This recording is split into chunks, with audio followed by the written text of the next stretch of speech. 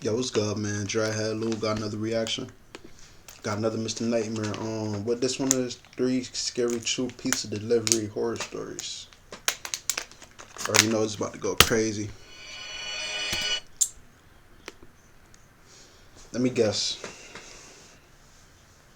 They ordered some pizza. The driver wasn't leaving, or something. They started stalking him or something like that. Watch. I already know.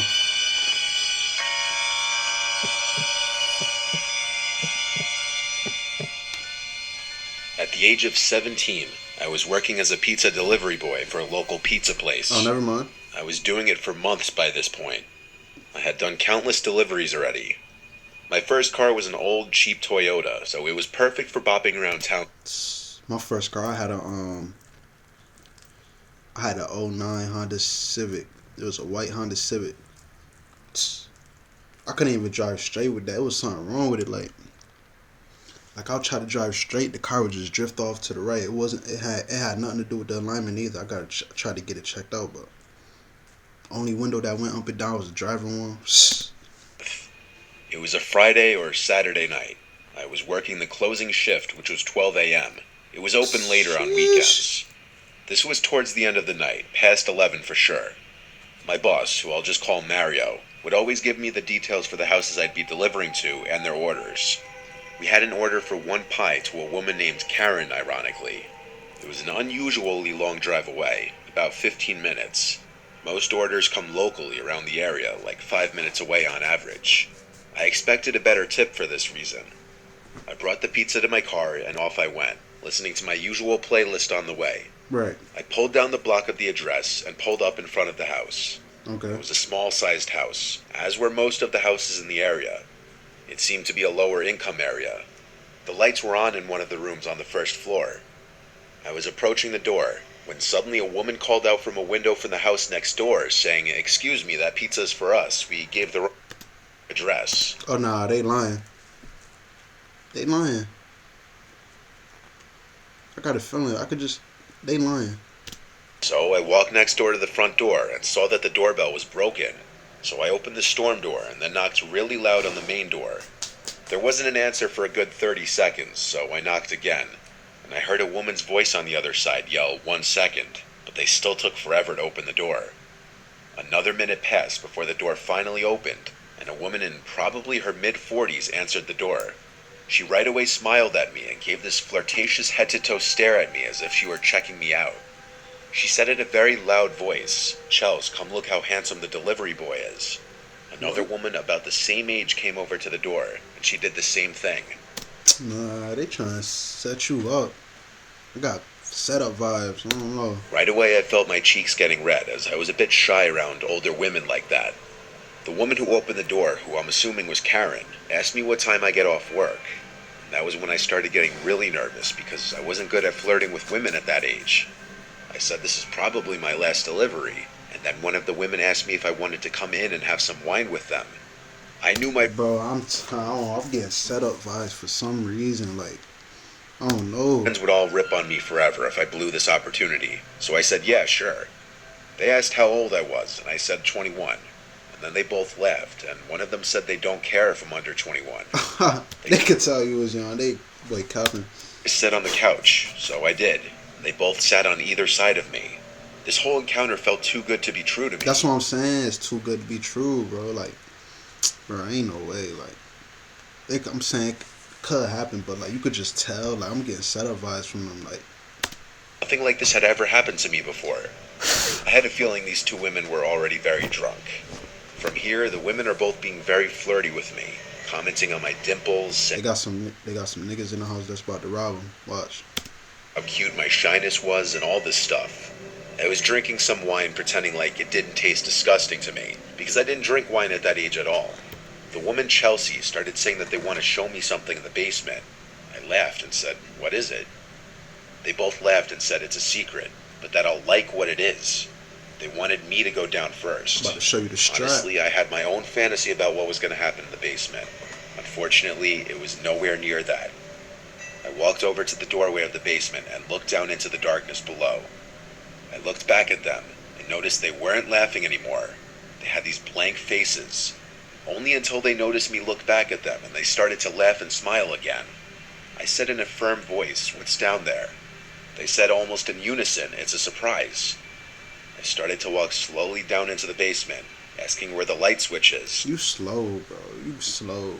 You should. I ain't gonna lie. That was your son right there. When you say you turned around and then now they looking like they got a straight fit. Like, come on, bro. One of them said, "Leave the lights off." Now this part I'm not 100% certain of, but I was looking down into the basement and I thought I saw something move. Something as in a person's arm or hand. I turned around and saw the two women weirdly creeping towards the door, sneakily. I stepped out of the basement and shut the door. I told them I need the money for the pizza as I nervously walked around them closer to the front door. This was when I spotted the towering, huge man standing in the doorway of an adjacent room, probably the kitchen. His 5 words have stayed with me all these years later. He said, "Let's just make this easy." I turned for the door and said the pizza's free.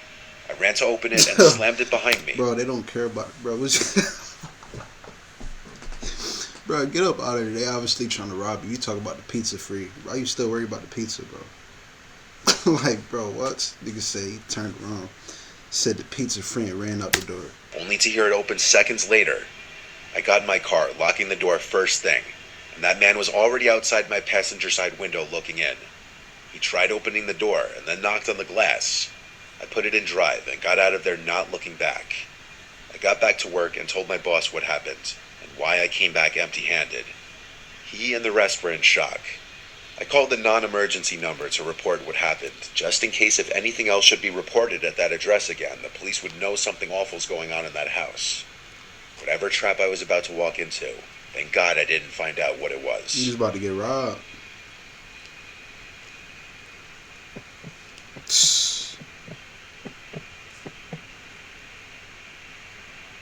When I was 19 years old, I was still working at a nearby pizza place to help pay for food and gas and stuff.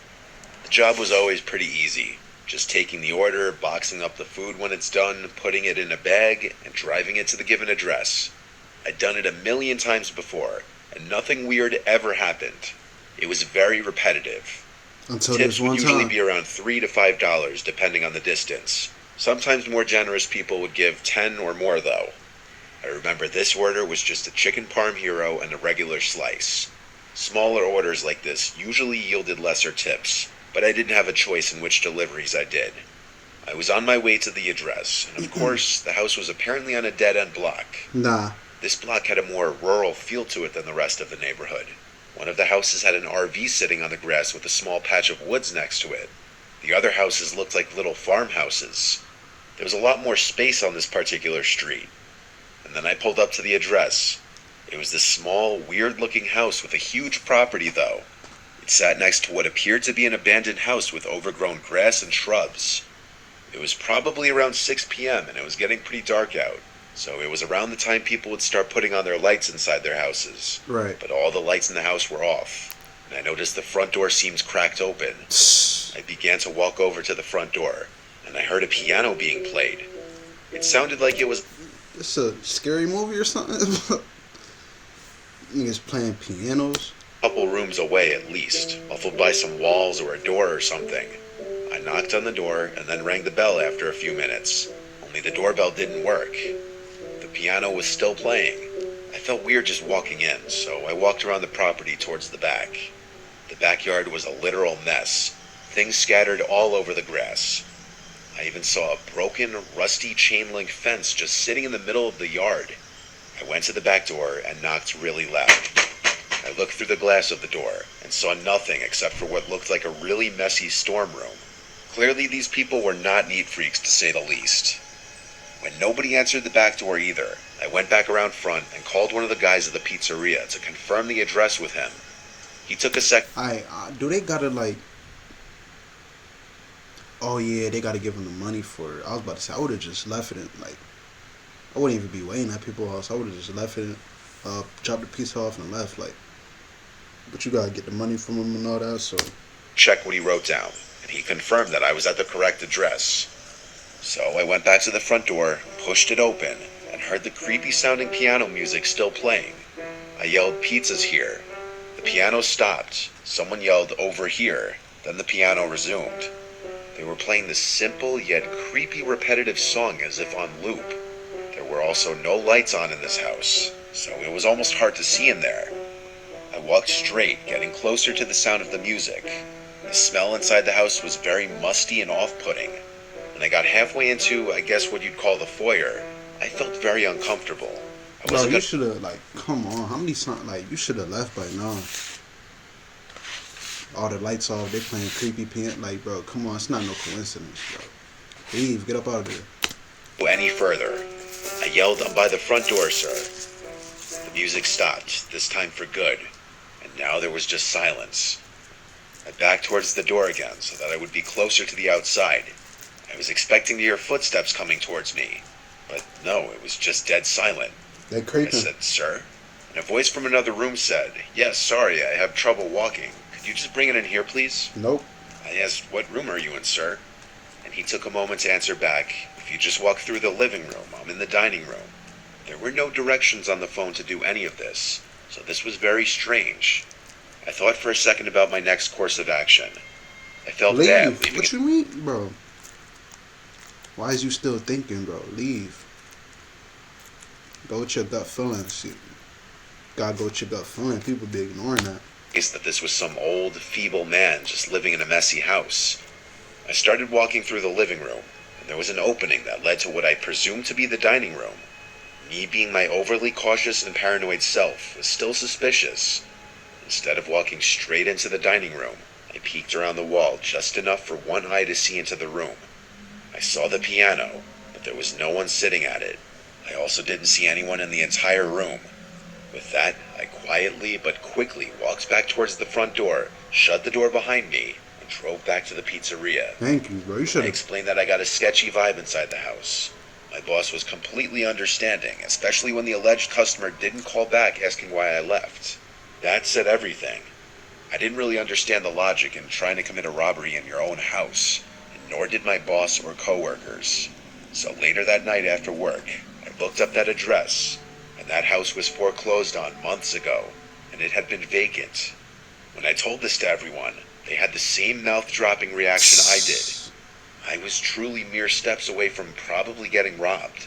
That, or someone was trying to play a horrible prank on an unsuspecting pizza delivery guy. Ain't nobody trying to prank you. You about to get robbed, boy. Come on now.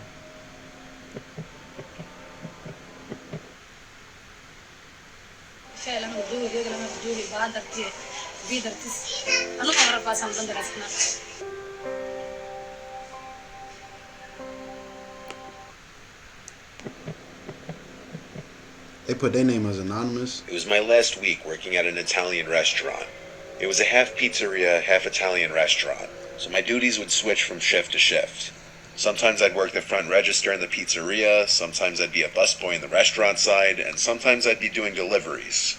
I liked doing deliveries the most because I'd make tip money, so it was ironic that I left this job with a horrible, scarring experience doing a delivery. It was a late night delivery. Of course, this is when the shady things happen. We Right. got an order for 3 specialty pizzas. It was a big order, probably like $70 worth of pizza.